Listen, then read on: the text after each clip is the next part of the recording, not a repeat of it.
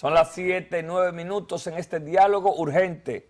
Agradecidos de recibir al senador Rafael Calderón por la provincia de Azua, un hombre que yo dije en chanza en la mesa, pero es una realidad, me dijo a mí, no me mando a hacer traje porque me pongo el mismo, porque no engordo y voy a ganar.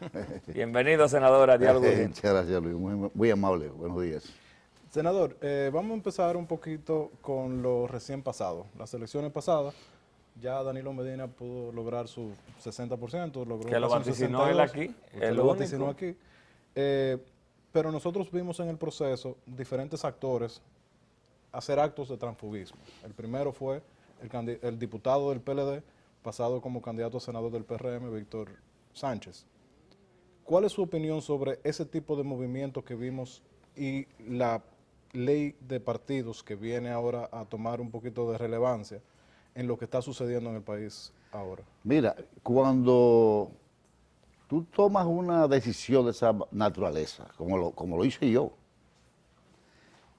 hace 6 años y algunos meses, cuando tú asumes una decisión de ese tipo con razones evidentes, que todo el mundo puede verlas y aceptarlas como válidas, porque no solamente violan tus derechos, sino que también, como ocurrió en mi caso, lastiman lo que es, digamos, la propia dignidad. Tú no tienes otro camino que no sea dejar eso, o quedarte en tu casa o irte a otro partido. Sin embargo, en el caso de nuestro amigo Franjul y en el caso de nuestro amigo Víctor Sánchez, pienso que ellos se desesperaron porque no tenían razones suficientes o suficientemente válidas como para tomar una decisión sobre bases que no eran objetivas.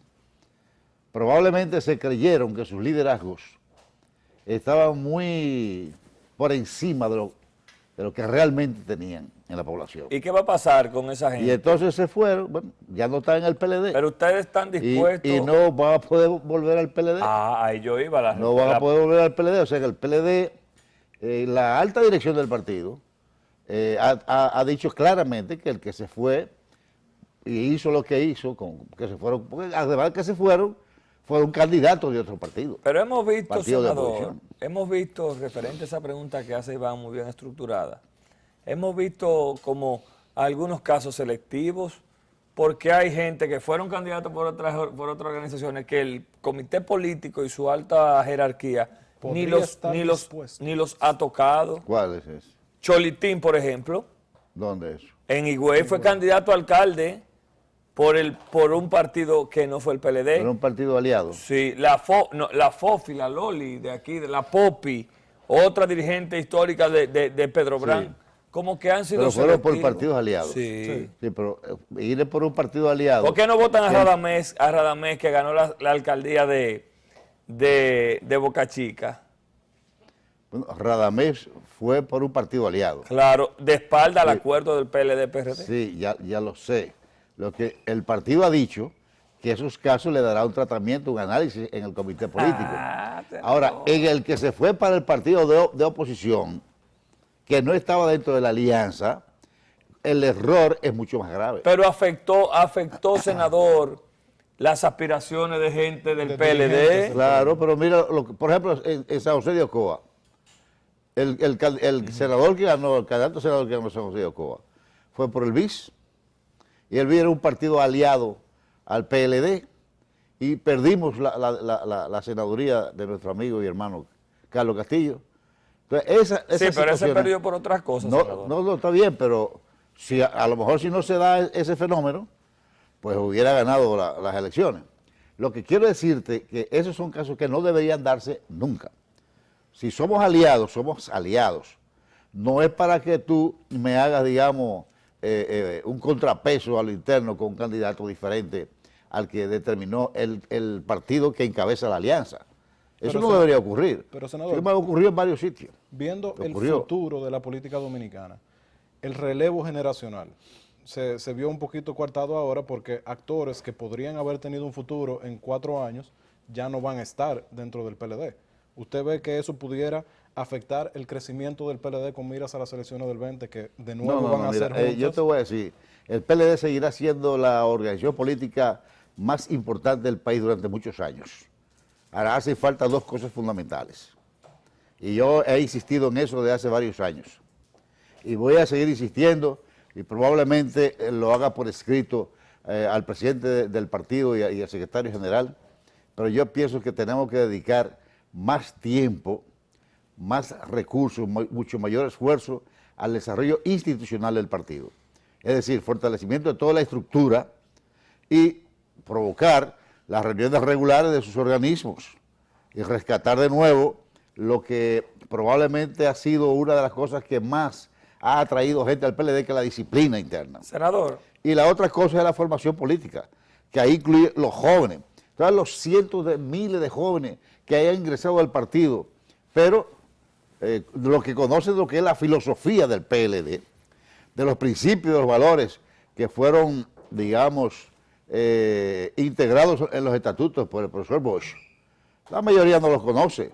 Entonces, probablemente si no hacemos eso, vamos a caer en el mismo plano que están los otros partidos que ahora están en la oposición, porque y eso no es lo que conviene al país. Me llama la atención que usted parece un militante del PLD por su disciplina, por su forma de hablar de muchos años. ¿Qué ha logrado que usted haga esa transformación de pensamientos cuando le escuchamos hablar, senador, de donde usted venía? Mira, Luis, déjame decirte, si yo estuve en el PRD muchos años, la verdad es que la formación política nuestra, en gran medida, se lo debemos al profesor Juan Bosch. Yo tuve la suerte, cuando yo era estudiante en la UAS de Sociología, de poder ver al profesor Bosch casi toda la semana en su casa. Y naturalmente no tenía yo nada que hablar con el profesor Juan Bosch. Yo lo único que tenía que hacer era escuchar. Para aprender. Y los libros, como aquel libro de composición social, que es uno de los libros más, digamos, completos en términos de la definición de clases sociales y de la situación social y económica y los niveles de cultura de República Dominicana, escrito por Bosch. Eso es un libro que yo me lo he leído como 7 u 8 veces. Es un libro de consulta. Es un libro de consulta donde tú tienes que refrescar siempre esa visión que tenía el profesor Juan Bosch de la sociedad dominicana y esa concepción de Estado que desarrolló Bosch, o el criterio del ejercicio político. Yo dudo que haya en República Dominicana por mucho tiempo un personaje de tantos principios y de tantos valores claros en el ejercicio de la política como lo hizo el profesor Bosch. Y fíjate, una anécdota real que la dije hace poco. Tengo un amigo de Paz de las Casas que era empleado, pero de mucha confianza, de Pablo Mella. Pablo Mella fue uno de los arquitectos, junto con otros ingenieros y arquitectos que diseñaron todo lo que hay hoy en la provincia de Santo Domingo y en la capital. Y en Samaná. En términos de infraestructura. Y en Samaná, pues lo volteó completo, ¿verdad? Y en una visita que le hizo el profesor Bosch a Pablo Mella, que tenía su oficina el 16 de agosto, ahí cerca del Parque Independencia, le dice el profesor Bosch a Pablo, ese muchacho, Danilo, yo quisiera que llegara presidente porque él va a hacer lo que yo haría siendo presidente. Oye, qué visión. Estoy hablando de allá, de muchos años, ¿verdad? Tal vez unos 30, 20 y tantos años atrás, que Pablo murió hace como 8 o 10 años. Sí quiere decir que esa herencia que viene del profesor Bosch en términos de principios, en términos de valores, yo siempre he visto cómo el presidente Danilo puede aplicar muchas de las cosas de esa concepción de Estado y esa visión de gobierno y de ese criterio del ejercicio político que Bosch implementó. Acuérdense que Bosch era un profesor, era una persona que cada vez que hablaba por radio o por televisión o en términos personales, era para enseñar realmente. Y un profesor llano. Llano, sencillo, sin muchas complicaciones. Entonces, Senador. eso, yo creo que a los jóvenes, a los nuevos miembros, a los nuevos militantes del partido, de alguna manera, Sí, hace falta habrá la historia. que integrarlo. Senador, ya cerrada la magistratura, la legislatura, perdón, vemos que se quedaron cosas sobre la mesa para la próxima. Los senadores son básicamente los mismos con un par de excepciones. El tema, para aprovechar su conocimiento de la parte de economía, el tema de la reforma fiscal que a toda la sociedad le tiene preocupada. ¿Cómo eso va a afectar? Porque se oye que el gobierno dice que no van a haber más impuestos, de que todo se va a mantener normal e igual, que simplemente va a ser reforzar lo que existe. ¿Cuál es el planteamiento del Senado en ese término? Mira, el planteamiento del Senado todavía no lo tengo porque ese proyecto aún no ha llegado al Congreso. Puede llegar por la Cámara de Diputados o por el Senado. Lo que sí te puedo decir que en el gobierno, lo que está, digamos, pensando, el gobierno está pensando, es simplificar al máximo todo el régimen o el andamiaje impositivo del país, que actualmente es complejo sin necesidad, porque ahora por donde quiera tú tienes que pagar un impuesto que a veces cuesta más recaudar o aplicar ese impuesto que lo que produce el impuesto mismo. Entonces hay cosas que tú las puedes eliminar y ser más eficiente en 4 o 5 renglones específicos de carácter impositivo. Y tú reducir lo que es la evasión del impuesto es una decisión que tiene que ser clave. Y eso lo que hay que hacer probablemente es aumentar las penalidades, para que todo el mundo sepa cuando lo agarren, como pasa en Estados Unidos, que es un crimen. Claro. En Estados Unidos la evasión de impuestos resulta criminal. Claro. Y así pienso que esa es la intención que tiene el presidente y me parece que eso se puede lograr. ¿Y eso va acompañado Eso- de alguna amnistía ahí mismo, senador? Mira, yo no he pensado en amnistía, no creo que haya amnistía para esta reforma, que debe ser una reforma integral y en consecuencia ahí tendrá que participar en la discusión todos los sectores que tienen que ver con el tema. Le agrego a la pregunta de Iván, el presidente y vicepresidente de las zonas francas dijeron que si se le quita ese incentivo pudieran irse a la quiebra. Usted que fue secretario, ministro de Hacienda en su momento, usted que siempre ha estado vinculado a esos temas de presupuesto y demás por su condición de senador también, ¿cuál es la realidad de esos sectores? ¿Pueden subsistir sin la ayuda gubernamental, si se le quita? ¿Cuál es la realidad? Mira, independientemente de lo que puedan opinar otros legisladores, yo tengo una identificación plena y absoluta con el régimen de zona franca. Es uno de los sectores que más riqueza le han generado al país. Es uno de los sectores que mayor cantidad de empleo de calidad le produce al país. Y es uno de los sectores que ha contribuido de manera significativa a los niveles de exportación, al crecimiento de las exportaciones y exportaciones de renglones tecnológicamente innovadores y nuevos, que han sido incentivados, inversiones que han sido incentivadas precisamente por la facilidad que ofrecen los parques de zona franca o las empresas de zona franca que están instaladas en estos parques. Quiere decir que yo no estoy de acuerdo con que se lastime, sobre todo en un proceso en el que la zona franca está jugando un rol extraordinariamente bueno. Pero ahí, Entonces yo no pienso que quitarle las facilidades con las que actualmente se maneja, ¿a cambio de qué?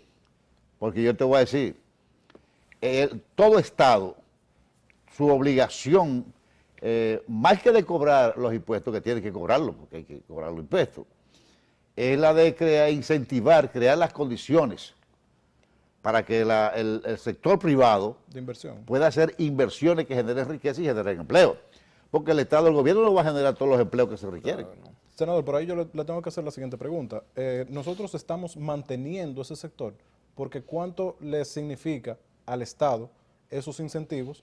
Y se lo digo también agregando el préstamo o los préstamos por un total de 30 millones de dólares que se le dio hace casi, Ya le han ido hace casi 10 pagando, años. creo que debe 16, algo 15, Sí, 16. pero si uno toma en cuenta solamente los intereses que pudiera generar ese dinero, si tuviéramos fijo en un banco, ya nosotros hubiéramos ganado más dinero como sociedad No, que lo que se le ahora, prestó a Iván, ellos. déjame hacerte una pregunta.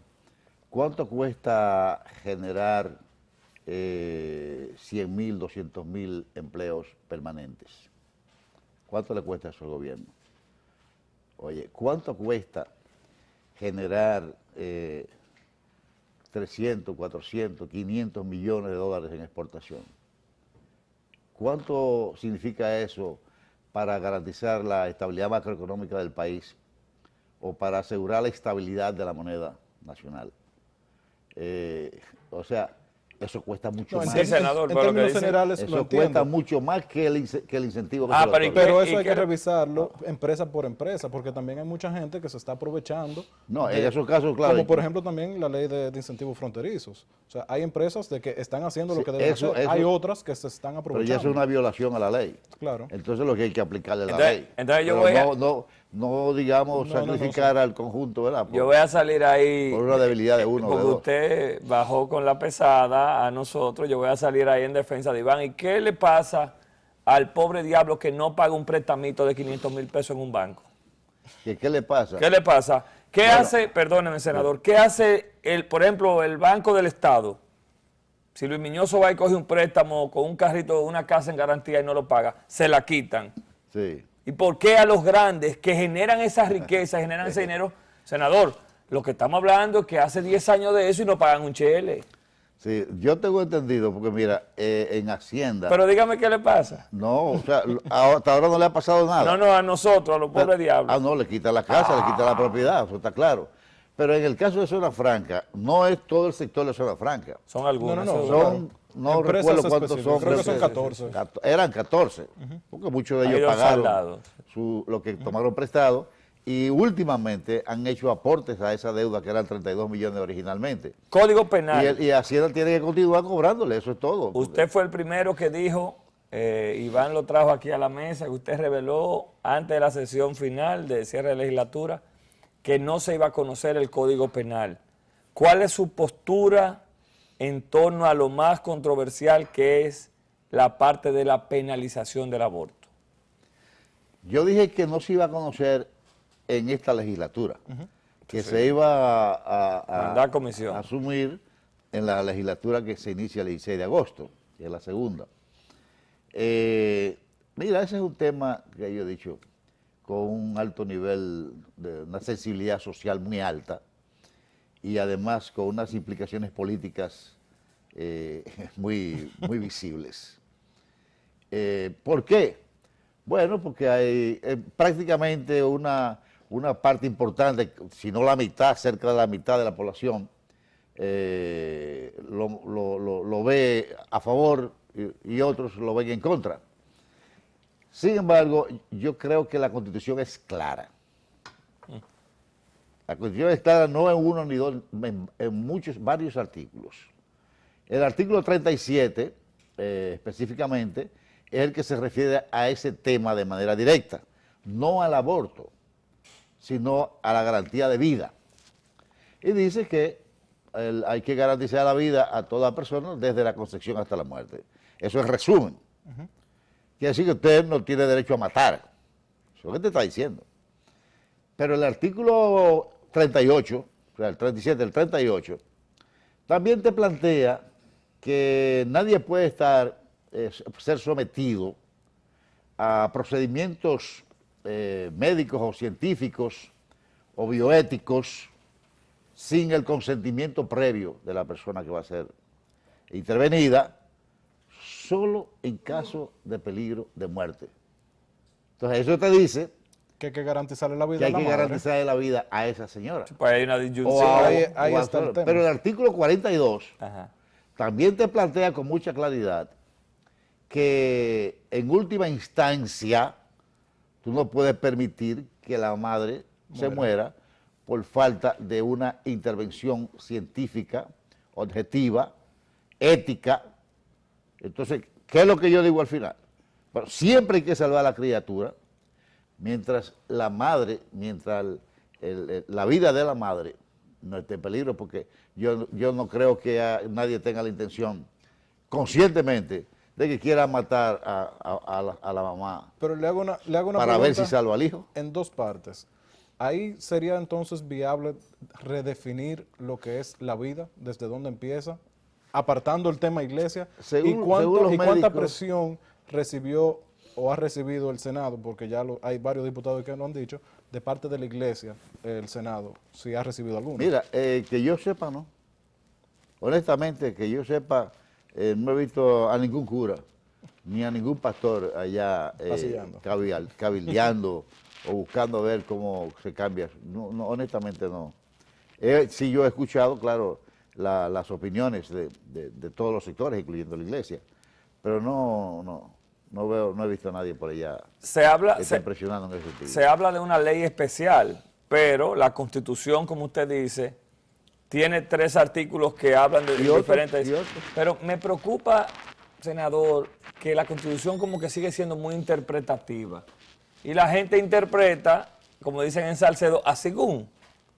Finalmente el presidente mandó unas observaciones que no escucharon los diputados.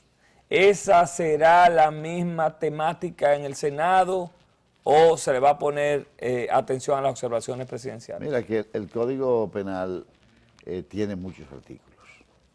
Probablemente tendremos que pasarnos 3 o 4 semanas leyendo. ¿A usted le gusta? ¿Eso a usted no le molesta? Porque usted es lo que lee. Eso no es mi caso, ¿verdad? Porque en estos días me mandaron de regalo un libro casi del tamaño de esa mesa.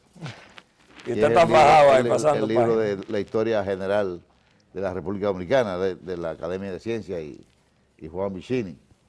Y ese libro yo lo llevo por más de la mitad, o sea, subrayándolo para estudiarlo.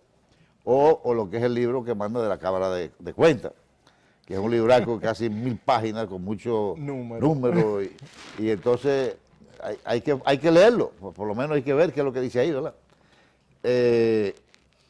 Lo del código, hablamos del Código Penal, ¿verdad?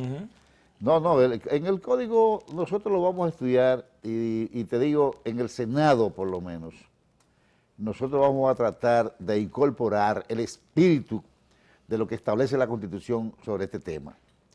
La Constitución es interpretativa en ocasiones porque es una ley general, o sea, es la ley madre, digamos, pero todo lo que se plantea en la Constitución debe estar regulado, su aplicación debe estar regulada a través de las leyes. Por leyes especiales.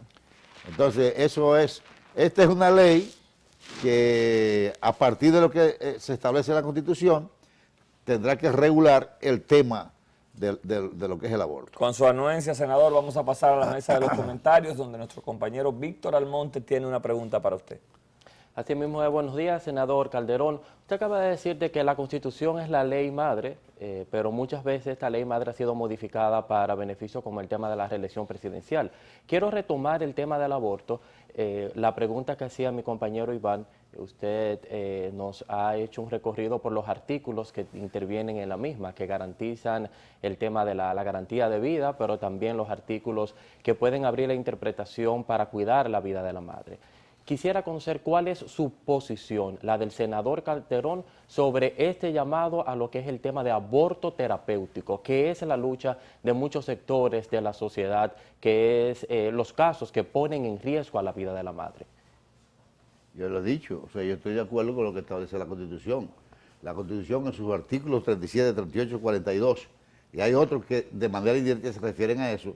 Yo no soy partidario de provocar o de permitir que se muera la mamá a cambio de tratar de salvar la vida de una criatura, sobre todo cuando están en sus primeros días de embarazo la mujer, porque después que ese niño tiene, qué sé yo, 30 días en adelante, aunque veo que los científicos médicos están planteando que hasta los 10 o los 14 días aún no hay generación de vida, no hay una concepción de vida, porque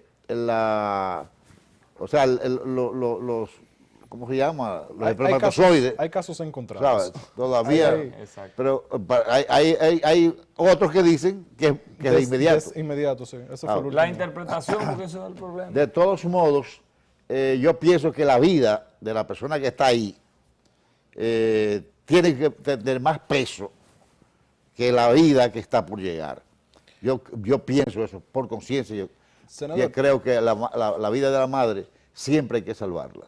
en la mesa estábamos comentando y nuestra compañera Colombia Alcántara hizo un comentario que le voy a preguntar. Hay rumores ahora, dado que ya estamos en agosto, vienen los cambios del 16. Mucha gente dice de que van a salir senadores del Congreso a servirle al Estado. ¿Cuál es tu posición sobre eso? ¿Se debería permitir, dado que la gente votó por ese candidato? ¿No se debería permitir? ¿Cuál es su experiencia siendo de los pocos senadores que han servido realmente al Estado? Bueno, mira, yo tengo más vocación legislativa que vocación ejecutiva. O sea, Ha vivido ambas cosas, sí. En términos del Poder Ejecutivo. Yo prefiero ser legislador. Ahora, hay otros colegas que tienen vocación tal vez para las dos cosas. Se ha dado en algunos casos. Por ejemplo, hay algunos diputados que renunciaron de la diputación y ocupan hoy posiciones en el gobierno. Marino Collante. Marino Collante, por ejemplo, que es un buen funcionario y fue un buen diputado. Y aliado de ustedes. Marino es una persona muy eficiente y además un buen amigo. O sea, un tipo, Pero usted estaría de acuerdo con Mira, que el Senado se desarticule y se pongan ahí no es actores que el partido... que se articule, no, pero si hay uno o dos senadores que el presidente entiende que lo necesita en su gabinete y los integra, no creo que haya mayores inconvenientes, porque al final Y que esos asientos se van a sustituir llenen. por otro compañero. ¿Y usted partícipe de que el presidente, a propósito ya del 16 de agosto, le dé una cara nueva a su gobierno? ¿Cuál es la posición del senador Calderón? Ay, Luis, ese es un tema exclusivo del presidente de la República, que es un hombre, oye, hermético, absolutamente discreto Huyó el senador. en la toma de esas decisiones. Y oye, conociendo a Danilo, conociendo al presidente, yo creo que antes del 16 él no va a decir nada. Si va a hacer cambios, lo dirá el mismo 16 o después del 16. Se dice Conociendo que ustedes los danilistas van a nombrar a algunos leonelistas ya para acabar de tratar de desarticular a Leonel Fernández. Oye, Luis, qué preguntita esa.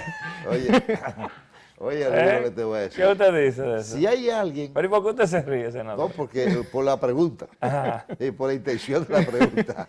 Pero oye, si hay alguien en el partido que tiene plena conciencia de su responsabilidad de mantener la unidad y la fortaleza del PLD, ese se llama Danilo Medina. Y si hay alguien también que siempre ha planteado en primer plano la obligación, la necesidad de que el partido se mantenga unido, es el presidente del partido, que es el doctor Leonel Fernández. Senador, ya... Entonces ahí la gente, pero la mayoría, o una cantidad importante de funcionarios son de la corriente de Leonel. Son del comité político. Pero, No, pero son de la senador, corriente de Leonel. una pregunta ya para concluir. Danilo Medina, ¿vuelve o no vuelve? Mira, ¿La Constitución se lo permite? no, la Constitución no se lo permite. Pero, Ahora, yo te voy a decir una cosa. Yo nunca, a mí nunca me han gustado mucho las reelecciones, honestamente hablando. Sin embargo, cuando tú coges el espíritu de lo que planteaba Ortega y Gasset, y dice, el hombre es él y sus circunstancias. Cuando él planteó eso, evidentemente estaba diciendo, si las condiciones objetivas están dadas para construir este edificio, porque ya están toda la materia prima y todo lo que se necesita para eso, entonces no hay duda de que se va a construir el edificio, aunque se oponga el vecino. muchas gracias. Entonces, yo no creo, honestamente, que el presidente se vaya a reelegir, ni creo que vaya a hablar el presidente Pero de eso, todavía las circunstancias ni no que se han vaya a dado. modificar la elección. Lo que yo sí creo es que si estuviera en peligro el triunfo del partido, y él el único tuviese que ir. garantiza Ese es el eso candidato. para la sociedad dominicana es una persona. Gracias, Evidentemente senador. que todos estaríamos Gracias, alrededor de él. Iván, te lo dijo todo. Gracias al senador Rafael Calderón por la provincia de Azua. Interesante entrevista, político, congresual, con diálogo urgente. No se despeguen de sus televisores, ya volvemos a la mesa de los comentarios.